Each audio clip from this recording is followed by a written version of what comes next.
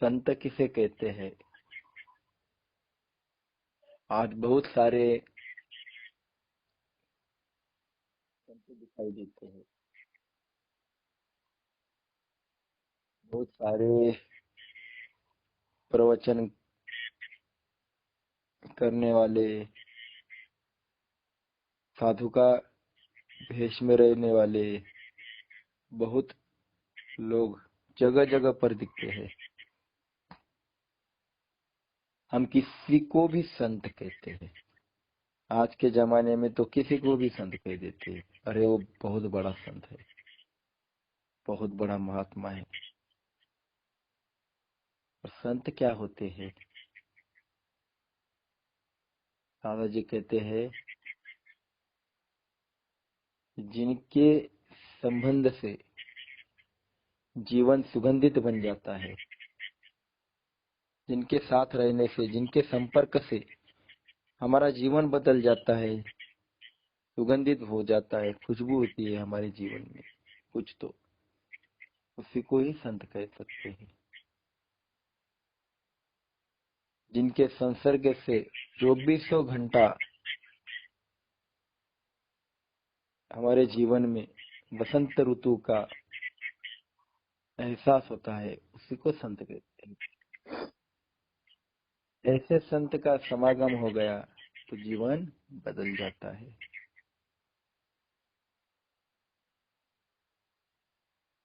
नहीं तो कितने सालों साल लोग किसी का प्रवचन सुनने जाते हैं, पर हिलते तक नहीं। बस कहते बहुत बढ़िया, बहुत अच्छा, कितना सुंदर बताते हैं वो। अरे पर तेरे जीवन में क्या परिवर्तन आया?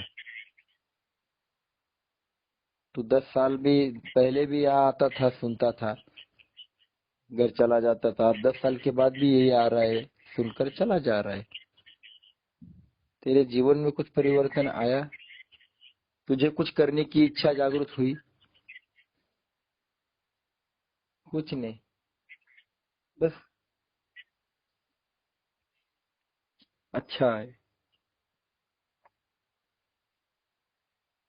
जिसके संग से जीवन परिवर्तन हो, वही संत है। संत के संग का परिणाम, महत्व समझाने वाली एक कथा पुराणों में है। पूजनीय दादाजी ने वो समझाई है। एक बार नारद जी, इस संत महत्व क्या है, संत संग का महत्व क्या है, उसका परिणाम क्या होता है, इसके बारे में जानने की जिज्ञासा हो गई और ब्रह्मदेव के पास चले गए।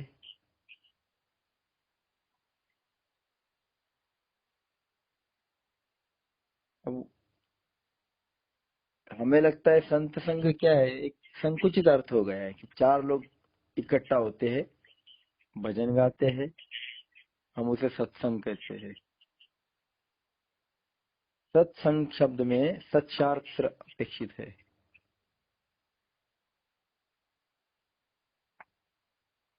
ब्रह्मदेव के मन में ख्याल आया, विचार आया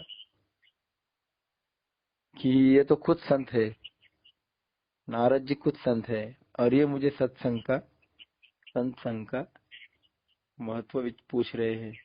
उन्हें क्या जवाब दूं? उन्होंने कहा, नारद जी, अभी तो मेरे पास समय है नहीं।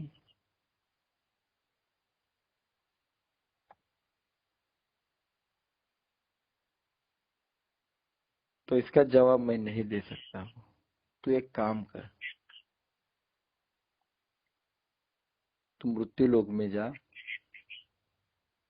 एक गांव है, वहां पर तुझे एक गिरगिट मिल जाएगा, उससे पूछ, वो तुझे जवाब दे देगा। नारद जी पृथ्वी पर आ गए। गांव में गए और वहां जो गिरगिट था उसको मिले और उसे पूछा कि भाई गिरगिट, सत्संग का महत्व क्या है, वो मुझे समझा। नारद का वो सवाल सुनकर वो गिरगिट ने पैर को लंबा कर दिया, तान दिया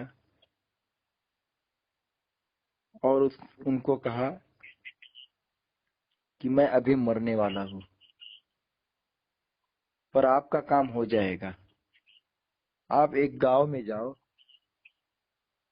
वहां आपको एक तोता मिल जाएगा, वो आपके सवाल का जवाब दे देगा। और उसी वक्त ये कहकर गिरगिट तुरंत मर गया। नारद जी को आश्चर्य लगा, ये क्या हो गया। पर उनके मन में एक जिज्ञासा थी, उनको सवाल का जवाब चाहिए था। इसीलिए गिरगिट ने बताया, उस गांव में वो गए, वहां पर वो तोता मिल गया। उस तोते से उन्होंने श्रद्धा पूर्वक हाथ जोड़कर संत संग का वही सवाल किया। तोते जी, मुझे सत्संग का महत्व समझाएंगे। ये सवाल पूछते ही वो जो तोता था उसने अपनी चोंच को बड़ा किया, मतलब आ बोलते हैं हम, ऐसा किया। उसकी तुरंत आंखें फूट गई और वो मर गया। वो देखने के बाद नारद जी डर गए। मुझे आश्चर्य लगा, ये क्या हो रहा है। वो वापस ब्रह्मदेव जी के पास आ गए और उनको जो हुआ सारी कहानी बताई। ब्रह्मदेव ने कहा कि अब एक काम कर, अब मृत्युलोक में जो गांव है वहां जा और वहां राजपुत्र है, राजा का पुत्र, उसको जाकर मिल, वो तुझे सत्संग का महिमा समझाएगा। नारद जी ने कहा कि अब मैं कहीं नहीं जाऊंगा, क्योंकि इन दोनों को मैंने ये सवाल पूछा तो दोनों मर गए। अब ये तीसरे के पास जाऊं और वहां जाऊंगा और राजपुत्र भी मर गया तो ये इन लोगों का तो प्रत्यक्ष अप्रत्यक्ष मेरे हाथ से खून हो रहा है, कि जवाबदारी मेरे ऊपर आ रही है, मैं कैसे जाऊं। ब्रह्मदेव जी ने कहा, तुम मत डरो, अभी ऐसा नहीं होने वाला, तुम जाओ, कोई प्रॉब्लम नहीं आएगा, जाओ। अब ये सुनकर नारद जी उस राजपुत्र के पास गए और वही सवाल उसको भी किया।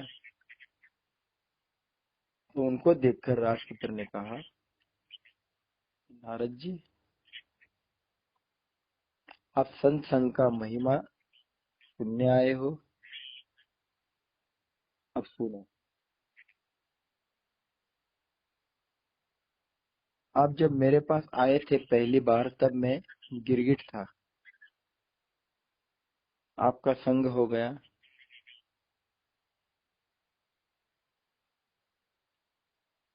और वो मेरा दूसरा जन्म मैं तोता बन गया। पिछले जन्म में मैं तोता था और उस वक्त मुझे फिर से आपके जैसे संत का संग मिल गया और मैं फिर से मर गया और इस जन्म में मैं राजपुत्र बन गया। ये संत का थोड़ा भी संग मिल जाता है तो इंसान जीवन विकास में आगे बढ़ता है। तो ये संत संग का महिमा राजपुत्र ने नारद जी को समझाया। पूजनीय दादाजी कहते हैं कि पुराणों की जो कहानियां है वो सब रूपकात्मक है। अब रूपकात्मक है, उसका कहानी पढ़ने का और समझने का तरीका अलग है। लोग पुराणों की कहानियां जैसे कि तैसे पढ़ते हैं, बोलते हैं ऐसा कभी होता है क्या, ऐसा रहता है क्या। पर पुरानी की कहानियां समझने के लिए एक दृष्टि चाहिए जो दादाजी ने दी है। उसका शब्दार्थ अलग है, गुणार्थ अलग है, भावार्थ अलग है। इसका अर्थ क्या है इस कहानी का? पहले तो सरडा हो गया, सरडे के पास गए, गिरगिट के पास गए, वो फिर तोता हो गया, तोते के पास गए, फिर राजपुत्र के पास। ये बदलाव कैसे आ गया है, इसका मीनिंग, इसके शब्द के अर्थ क्या? आज भी हम लोग बोलते हैं ना कि अरे वो आदमी कितना बेकार है, बहुत पैसा खाता है।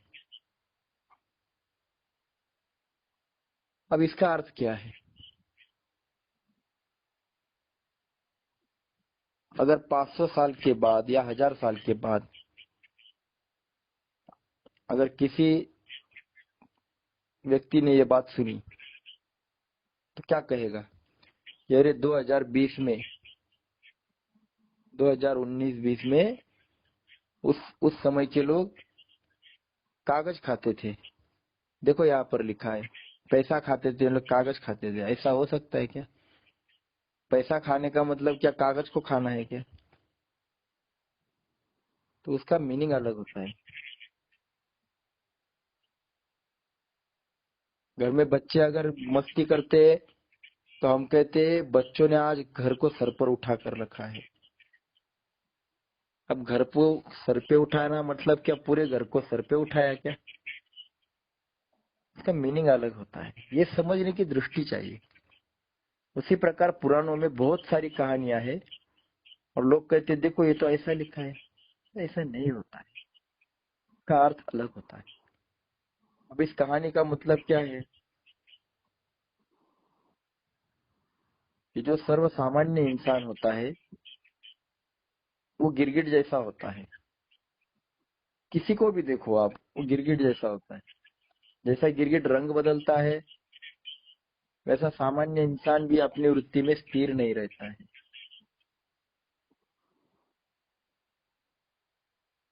जैसे श्रावण महीना आ जाता है, उसमें जो वृत्ति रहती है वो भाद्रपद महीने जो आता है उसमें नहीं रहती है। एकादशी को जो वृत्ति रहती है वो द्वादशी को नहीं रहती है।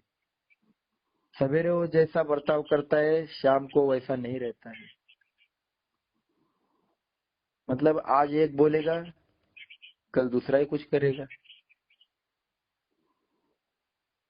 वृत्ति में परिवर्तन आपको ये अनुभव भी होगा कि ऐसा आदमी के पास में जाता हूँ, इसका कोई भरोसा ही नहीं।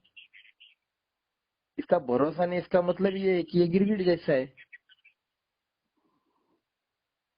उनकी वृत्ति जो होती है गिरगिट जैसी होती है।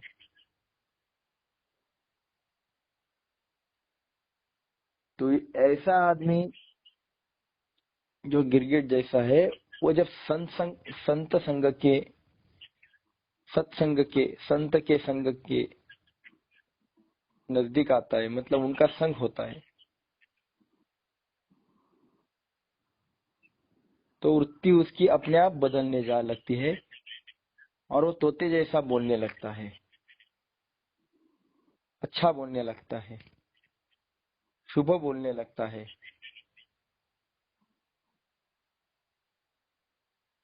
वो गीता और उपनिषद की बातें करने लगता है।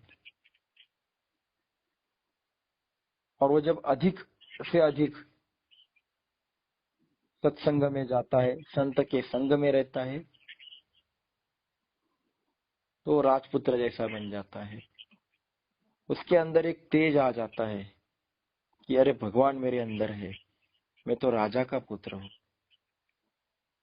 मैं तो उस विश्व चलाने वाले, ब्रह्मांड चलाने वाले का पुत्र हूँ, मैं राजपुत्र ही हूँ।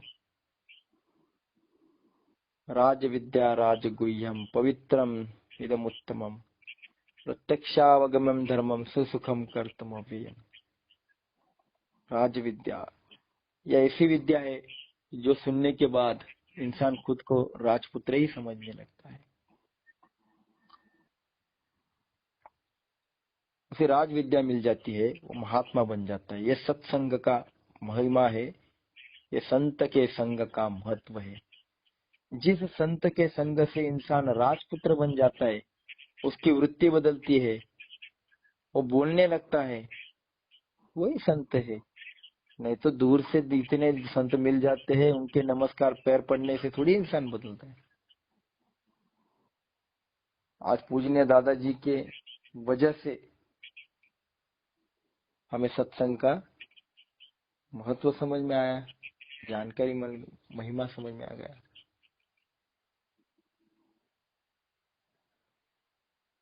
पूजनीय दादाजी और उनके विचारों का संग हमें मिल गया और हमारे जीवन में हुआ परिवर्तन हमें समझ में आ गया और उसका अनुभव हर एक इंसान ले रहा है। जो भी दादाजी से जुड़ गया है, दादाजी का कार्य कर रहा है, उसके जीवन में आमूलाग्र बदल आ गया है। कैसा था अब कैसा हो गया, बदलाव आया है कि नहीं।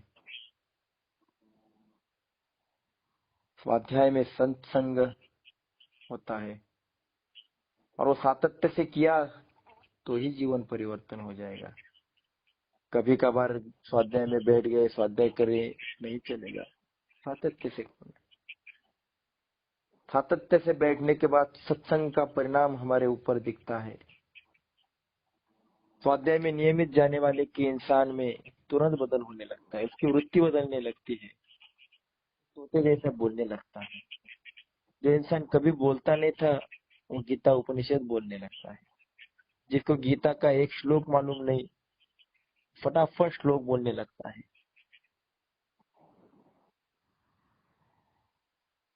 मुखम करोति वाचालम पंगुम लंघयते गिरिम यत्कृपा तमहम वंदे परमानंद माधव। स्वाध्याय की बैठक पर बैठने से जो गूंगा था वो बोलने लगता है, जो लंगड़ा था वो चलने लगता है, वो पर्वत चढ़कर चला जाता है। इतनी शक्ति आती है।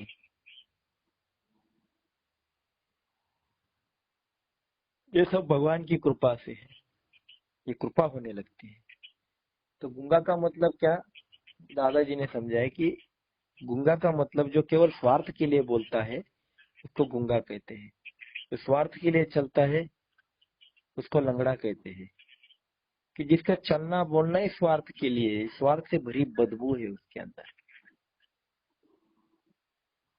स्वाध्याय में आने के बाद हम निस्वार्थ बोलने लगे। क्या स्वार्थ है हमारी बात करने में, कुछ नहीं। बस मेरे मुझे जो अच्छे विचार मिले मेरे भाई को मिलने चाहिए, इस हेतु हम घर की दहली से बाहर जाते हैं दूसरों को घर में, और वहां उनको जाकर भगवान की बातें समझाते हैं।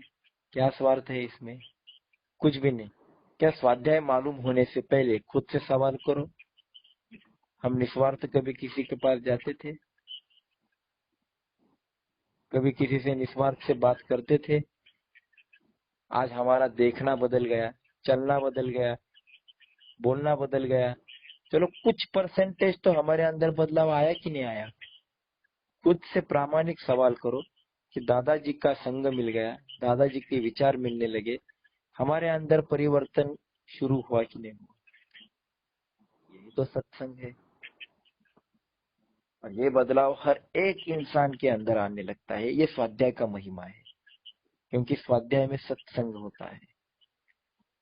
इंसान को अपने आप अंदर से एक फीलिंग होता है कि नहीं मैं और करूं, और करूं, मुझे और कुछ करना है। ये फीलिंग जहां आने लगती है वही सत्संग है। बाकी जगह तो हाथ जोड़ो बैठो।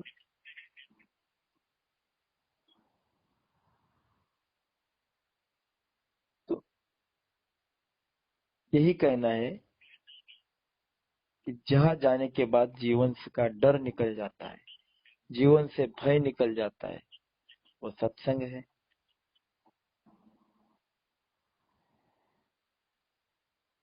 कल ही मेरी एक किसी से बात हो गई कि वो कोई कार्य, एक दूसरा एक कोई कार्य में जाते हैं। अच्छा है, हम किसी को कुछ नहीं बोलते। सिर्फ दो चार सवाल मैंने किए कि जहां पर आप जाते हो, इतने सालों से जा रहे हो, वहां पर आपको कुछ क्रियाएं सिखाई जाती है, पैसा लेकर, कुछ 1000 रुपए देकर, कुछ जो है वो देकर आपको सिखाते हैं। ये 2-5 दिनों में आपको सिखाते हैं और सीखने के बाद आपको कहते हैं कि बाहर जाकर किसी को नहीं समझाना, क्योंकि आपसे कुछ गलती हो गई तो उसका दुष्परिणाम सामने वाले को भुगतना पड़ेगा। तो मुझे आश्चर्य लगा। मैंने कहा, जहां पर ये सिखाते हैं पैसा लेकर, वो क्या स्वर्ग से आए हुए लोग हैं? वो सभी बातें परफेक्ट करते हैं? मैं खुद वहां पर गया हूँ, मैंने ये अनुभव किया है। उनको श्लोक भी अच्छी तरह से बोलने नहीं आते हैं। आपको श्लोक का महत्व मालूम है? अगर परफेक्ट नहीं बोलते हैं, उच्चारण परफेक्ट नहीं होता है, तो उसका गलत अर्थ होता है, उसका दुष्परिणाम खुद को भुगतना पड़ता है, सामने वाले को नहीं। ये बात मालूम है? फिर भी वो वहां सिखाते हैं कि नहीं सिखाते? और वो भी कोई मास्टर तो है नहीं, संस्कृत तो जानते नहीं, फिर भी आपको सिखाते हैं और आप उन पर भरोसा रखते हैं और आप भी सीखते हो। गलत क्या हो गया? फायदा ही हुआ ना आपका। पर आपके मन में एक डर डाल दिया, एक भय डाल दिया कि बाहर जाकर बताओगे, क्योंकि आप फ्री में बताओगे। अब बताओगे तो उनका नुकसान हो जाएगा, वहां पर कौन जाएगा? अगर आप सीखते हो, फ्री में समझाते हो, तो वहाँ इतने पैसे देकर वो कौन सिखाए, कौन कौन जाएगा? उनका नुकसान हो जाएगा। तो आपके मन में भय डाल दिया कि बाहर किसी को भी नहीं बताना। आप बिल्कुल नहीं बताते, आप कहते नहीं नहीं वही जाना पड़ेगा। और आपके मन में एक प्यारा सा भय डाल दिया कि सामने वाले को भुगतना पड़ेगा। कमाल है। संत कहते हैं, जो जो अपना, मतलब मराठी में कहता हूँ, तुकाराम, संत तुकाराम जी कहते हैं, जे जे आपणासी ठावे ते ते इतरांसी सांगावे, शहाणे करुणी सोडावे सकल जन। इसका मतलब जो होता है, जो भी आपको पता चल गया ना अच्छी बात का, वो तुरंत दूसरे को दे दो, बांटो दूसरों को, उसके जीवन में परिवर्तन आ जाएगा। अरे आपका हेतु शुद्ध है, आप प्रामाणिक हो, और आप जब दूसरे को अच्छी बात बताते हो, तो उसका गलत परिणाम उस पर कैसे होगा? अगर आप बोलना शुरू ही नहीं करोगे तो आपके जीवन में परिवर्तन कैसे आएगा? आप डर के मारे कहोगे नहीं मुझे श्लोक गलत हो गया, तो आप अच्छी तरह से बोलना ही नहीं सीखोगे, आप ऐसे ही रह जाओगे। यही बाकी जब सभी जगह होता है कि भय बिठा देते हैं मन में, नहीं नहीं किसी को नहीं बताना। अरे क्यों नहीं बताना? क्यों नहीं बताना? बच्चा जब छोटा होता है, तब वो त त त त प प प प करता है, तो हम कहते हैं कि अरे मेरा बेटा बोलने लगा। कितना मजा आता है कि मेरा बेटा बोलना लगा। और वही बेटा बाद में बोलना शुरू करता है बड़ा होकर, हम थोड़ी सुनते। पर जब छोटा होता है तब हमें कितना मजा आता है। उसी प्रकार भगवान कहते हैं कि अरे मेरा बच्चा बोलने लगा। चलो गलत शब्द निकल रहे, कोई बात नहीं, तो बोलना तो शुरू किया, वो शाबाशी देते हैं हमें। आज हम लोग जो बोलना इतना बोल रहे हैं, अगर हमें दादाजी अगर शाबाशी नहीं देते तो हम बोल सकते? दादाजी ने हर एक इंसान को समझाया है, ओम पूर्णमद पूर्णमिदम पूर्णात पूर्णमुदच्यते पूर्णस्य पूर्णमादाय पूर्णमेवावशिष्यते, कि भगवान पूर्ण है, वो बड़ा पूर्ण है, और तू भी पूर्ण है, भले तू छोटा है। तेरे पास भगवान की इतनी ताकत नहीं, पर तू भगवान का है। तू अपूर्ण क्यों समझता है खुद को?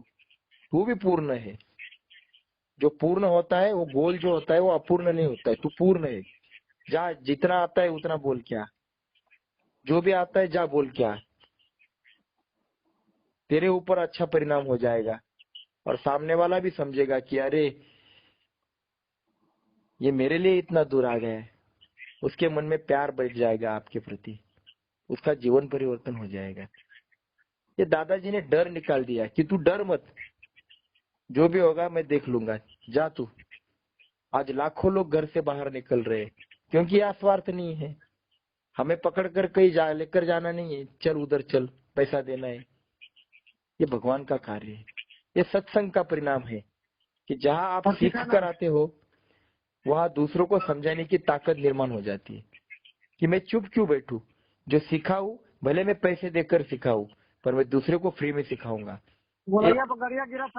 ये शक्ति निर्माण हो जाती है हमारे अंदर, और ये शक्ति अगर निर्माण हो रही है तो समझ लो आप सही रास्ते पे हो, आप सत्संग में हो, सत्संग में हो। ये संत का संग और सत्संग जहाँ होता है वही जीवन विकास होता है। बाकी जगह तो आपको डराने बैठे हैं कि ये मत बताओ, वो मत समझाओ, वहां लेकर आओ, वही सब समझाएंगे। क्यों भाई, इतने साल से आप सुन रहे हो, आपके अंदर इतनी भी ताकत नहीं आ गई कि आप कुछ बातें बोलने लगो? बोलते ही नहीं, ये गिरगिटी रहते हैं। इसीलिए सत्संग के परिणाम से वृत्ति बदलती है, वो बोलना शुरू करता है और राजा जैसा जीता है। ये सत्संग का महिमा है, ये दादाजी ने सिखाया। और ये स्वाध्याय में होता है, इसीलिए स्वाध्याय की बैठक पर बैठना है, हमारी वृत्ति बदलना है। वृत्ति बदलने के लिए बहुत साल लगते हैं। भगवत गीता में तो कहा है कम से कम 3 जन्म लगेंगे और हमें 3 दिन में चाहिए। झटपट क्रिया कर दी, इंसान बदल गया, अरे वाह, सर पर हाथ रख दिया, इंसान बदल गया। ऐसा होता है कभी? भगवान गीता में कहते हैं बहुनाम जन्म नामंते ज्ञानवान व प्रपद्यते वासुदेवा सर्वमिति समात्मा सुदुर्लभा, कि भाई तू जब भगवान के काम शुरू करेगा तो तुझे कम से कम 3 जन्म लगेंगे भगवान तक पहुंचने के लिए। तब तक करना पड़ेगा, वो भी सातत्य से करेगा तो। हम आज सुनते कल कहते जाने तो समय नहीं है, परसों अचानक काम करना शुरू करते, 4 दिन के बाद कहते जाने तो रिश्तेदार आ गए, अब समय नहीं है। ऐसे तो हमारी वृत्ति है। जिसकी वृत्ति स्थिर हो गई और जो भगवान के कार्य में गति से चलने लगा, उसको कम से कम 3 जन्म लगते हैं। हमारी गति ऐसी चाहिए। और आज लोगों को चाहिए कि वो महात्मा बड़ा जबरदस्त है, वो भगवान दिखाता है ऐसे लोग, और हम पागल उनके पीछे दौड़ते हैं। अरे भगवान क्या क्या बाजार में बैठा हुआ है, कोई उठाएगा दिखाएगा, ये लो भगवान। सभी बातें दादाजी ने, इसको कूड़ा कहते हैं, ये कूड़ा निकाल दिया है, कचरा निकाल दिया है अध्यात्म का ऊपर का, और सत्यता समझाई है। झूठापन निकाल दिया कि तेरे को दादाजी ने सत्य समझाया कि तुझे चलना पड़ेगा, तू खुद चल तो ही तुझे भगवान मिलेगा। किसी के सर पर हाथ रखने से तुझे कुछ नहीं मिलने वाला, तू बेचारा बन जाएगा, गरीब बन जाएगा। तू काम करना शुरू कर, तू राजा का पुत्र बन जाएगा। ये बातें दादाजी ने सिखाई, और हर एक स्वाध्याय आज घर घर गांव गांव जा रहे हैं, त्रिकाल संध्या कर रहे हैं, त्रिकाल संध्या समझा रहे हैं, भाव फेरी कर रहे हैं। भाव फेरी में इंसान बोलने लगता है, ऐसा केवल सुनता ही है, पर दादाजी का विचार सुनने वाला भाव फेरी करना शुरू कर देता है। ये विचार परिवर्तन, वृत्ति परिवर्तन स्वाध्याय में होता है। इसलिए आप सही सत्संग में जा रहे हो, संत का संग मिल रहा है, आप सही रास्ते पे हो। स्वाध्याय प्रवचनाभ्याम न प्रमदितव्यम। स्वाध्याय एक ऐसा रास्ता है जिससे जीवन विकास होता है। तो आप स्वाध्याय से जुड़े रहो, त्रिकाल संध्या चालू रखो, और जितना हो सकता है शुद्ध अंतःकरण से लोगों को त्रिकाल संध्या समझाना शुरू करो और अपने अंदर का बदलाव को आप महसूस करो। आप मुझे 6 महीने के बाद बताओगे कि हमारे अंदर में क्या बदलाव आ गया। खुद बोलना शुरू कर दोगे। ये अनुभव है, ये खुद का अनुभव है। तो आज हम यही रुक जाते हैं। दादाजी को नमस्कार करते हैं, भगवान से आशीर्वाद मांगते हैं कि हमारी वृत्ति को स्थिर रखो, अस्थिर मत होने दो। चाहे कितने भी सुख दुख जीवन